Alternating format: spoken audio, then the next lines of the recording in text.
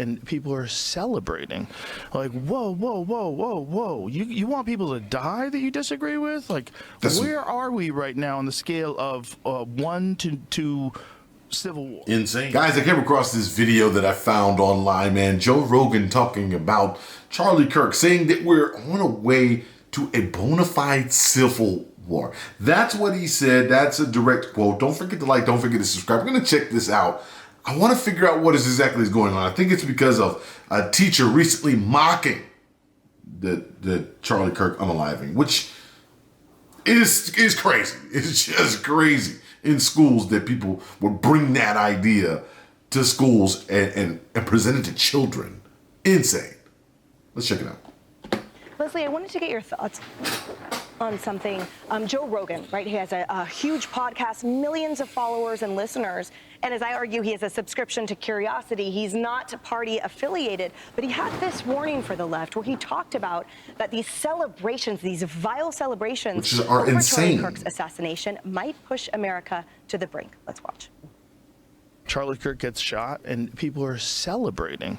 Like, whoa, whoa, whoa, whoa, whoa. You want people to die that you disagree with? Like, where are we right now on the scale of 1 to civil war? Insane, right. Are we at 7? Because I thought we were at 5. We're at like 8. Like 4 or 5. But after the Charlie Kirk thing, I'm like, oh, we might be like 7. This might be like step 7 on the way to a bona fide civil war. Leslie, is he right? No. Huh? And as a broadcaster, before she finishes, I just want to give my personal opinion, and then I'll let her finish. Yes, I think he's right. The reason why is because why are we celebrating? I've mentioned this before when Tom McDonald's Charlie song came out. I said, even though I listened to some of the things that he said and I didn't agree with all of it, I would never, ever go on and celebrate. Who celebrates the ending of someone? That's sick. Just because you don't agree, just move on if you don't agree. Click off of it. You know how easy that is? But people can't seem to do that. If you don't agree with it, you have to comment on it. You have to say something about it, and you have to tell people that you don't agree with it, rather than swiping up and going to the next video. There's so much content online. If you don't agree with something, go to the next thing. You don't have to say something on every little thing. It's called self-control. And I feel like a lot of people are missing that. So celebrating is weird. Celebrate privately in your own home, but it's still weird. But don't bring it. Don't bring it online, and don't bring it to other people. But I want to hear what she has to say. I think it's irresponsible to even put that out there. You know, we're a great nation, and one of the things that makes us great is that we can live together with all of our different ethnicities and cultures and religions and political ideologies. There aren't just two. It isn't just left and right, as we can see from primaries, right? There's left of left and there's right of right. I want to say something about this. I live in California. Harris, we have kids similar age. I just did the college tours with my kids. Went to UC Berkeley. It's one of the UC schools. Walk freely on campus. There's no security stopping me. Okay. You know, I'm going on campus. And the reason I say that, first, I want to say that violence, and I will repeat that violence is wrong. Violence for any reason is wrong. Yes. 2, but where are you going? People in this country have a First Amendment constitutional right to free speech, but not to incite violence. Right. I don't think I agreed with anything Charlie said, but he had the right to say it. You should never, ever, ever say anything demeaning about somebody who's been assassinated, cut down in the prime of life. Right. And in addition to that, you just don't speak ill of the dead. That's how I was raised. You don't speak ill of the dead. You know, Turning Point has a right to have, you know, their, you know, membership and to have their meetings. But I also want to point out that University of Berkeley has 46,000 students. And on my radio show, we had a man on the ground, you know, the man on the street, go and talk to people. And it's amazing how many students didn't even know this was going on. They didn't even know. The campus is 98 acres. It's really huge. This was happening on one end of the campus. Also, if you look at all the footage, there are some older people that were there. I find it hard to believe they were students. From the public, so I just want to say I don't want the kids at UC Berkeley to all be demonized. I don't believe that everybody there was students. Again, violence is never right. It's never the answer.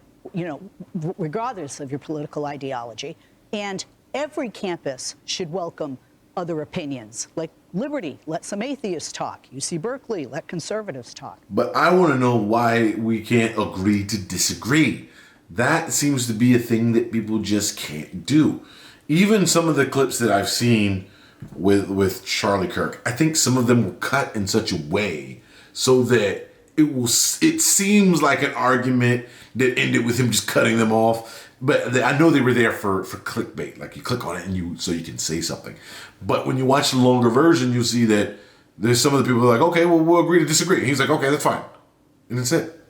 You have your opinion, I have mine. You say what you say, I say what I say. Either we agree or we disagree. We disagree, we'll talk about it. We agree, we'll go on. We disagree, we'll go on. But I don't understand why people just... It seems like people just can't let it go. Like, if people just can't let it go. This incident happened months ago now. Why are people still bringing it up to mock it? Why are you still bringing it up? There's nothing else to talk about. Let the man rest. Like, I don't understand. It's over. Like, you know what I mean? It's over. If you didn't like his opinions, well, you don't have to hear him anymore because he's not alive. So what's the problem? Let's stop bringing it up. Let the family grieve and let the family, live in peace. Gosh. I believe in that free speech, and I believe that's how we become more united and don't have a civil war. It sounds similar to Colombia. In Colombia, they said a lot of these people weren't their students, but they were organized with the unsavory attitude. What I was thinking from too, outside. right here in New York, yeah. And that's what I wanted to focus on with you, Kaylee. So I grew up right by the campus. I went to Cal for a semester. And regardless if it's a tiny faction, the reality is that it happened and that we saw a violent attack. And then we saw, as Harmeet Dillon discussed, the essentially constructive suppression of free speech, which is unconstitutional and also criminal when you bring in bloody attacks at will. And we're not seeing that on every campus. So the reality is that there is whatever faction has defined it is alive and well, and it is frightening. Yeah, and we cover stories like this endlessly. There's the violence we saw at UC Berkeley.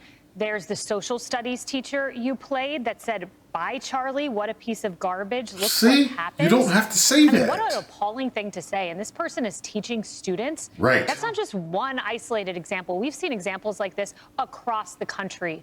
And those folks belong nowhere near educating our children. And at UC Berkeley, if we could pull back up those images, my favorite was the media. There were some in the media trying to tell us this was mostly peaceful.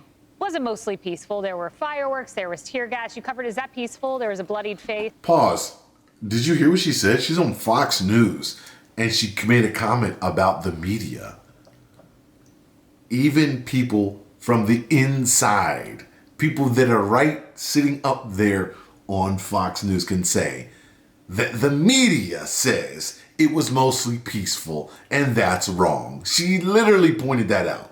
So if somebody from the inside, myself, if we can all see it, how come other people don't see it? It's spun in such a way to make it seem like it's not a huge deal sometimes when it really is, or the other way around. Spun to seem like it's not really a huge deal, but really it is.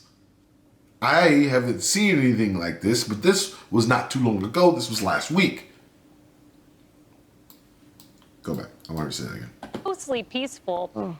Wasn't mostly peaceful. There were fireworks, there was tear gas. You covered, is that peaceful? There was a bloodied face. No, that's not mostly peaceful. That was a real CNN moment for the media when they said, look at that, that's insane. Peaceful protest as fire raged behind the reporter. That was in a different context in the summer of 2020. This was not mostly peaceful. This was very, very wrong. And what speech were they stifling? Not that it matters, because free speech doesn't characterize what you say. Everyone deserves free speech protections as long as you're not inciting violence.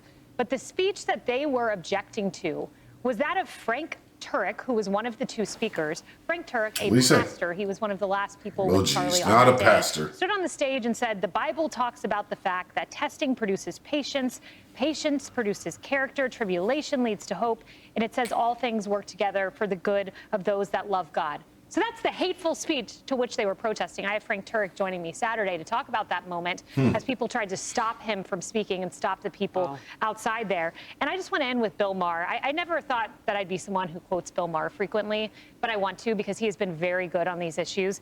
And he said this: He said that Charlie Kirk was shot under a banner that said, "Prove me wrong," because he was a debater. Too many people think that the way to prove you wrong is just to eliminate you.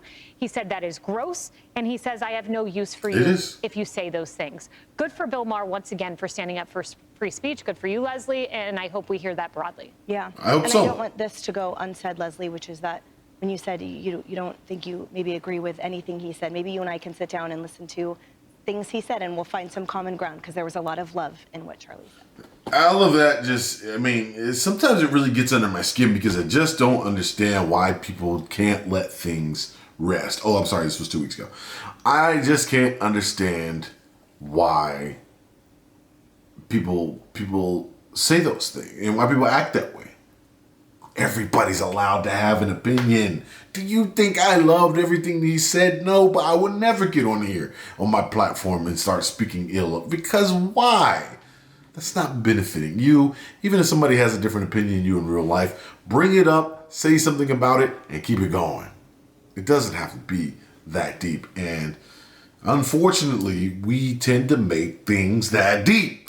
And people sometimes get crazy and decide that they want to eliminate you because your opinion is different, or because they didn't like what you said. If you don't like what they said, then say something about it. But nothing, it doesn't have to get physical. It doesn't have to, just say it and say your piece. It's scary that free speech is really gone among everyone. I'm talking everyone.